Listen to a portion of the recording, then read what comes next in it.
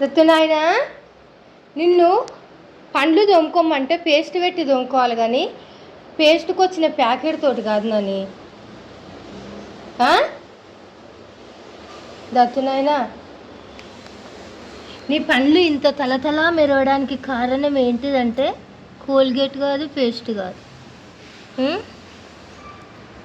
పేస్ట్కి వచ్చిన డబ్బనా,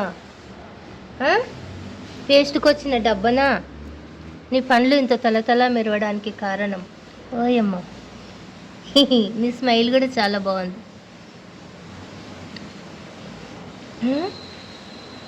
కోల్గేట్ కంటే బ్రష్ కంటే దాని అట్టముక్కకే పవర్ ఎక్కువ ఉంటుందా, ప్యాకింగ్కే పవర్ ఎక్కువ ఉంటుందా దత్తు నాయన?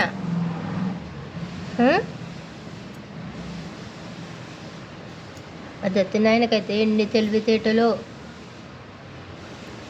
అన్నీ అట్టముక్క లాంటి తెలివితేటలు. నీ నవ్వు చాలా విపరీతంగా ఉంది. దత్తు నాయన, ఎక్కడి దత్తు నాయనమ్మా ఈ బంగారు దత్తు నాయన? నువ్వైతే అన్నీ కొంట చేతలే దత్తు నాయన. పెద్దగా అవుతుంటే అయితే డిసిప్లినే లేకుండా పోతుంది నీకైతే. పెద్దగా అవుతుంటే డిసిప్లిన్ నేర్చుకోవాలి. నువ్వు చిన్నప్పుడు చేసే చేతలన్నీ పెద్దగా అయినాక చేస్తున్నావు. దట్ ఇంకా క్యారియర్ ప్రొసీడ్.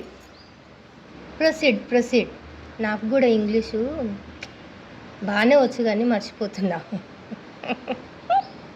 చాలు నీ నవ్వు విపరీతంగా అయ్యింది.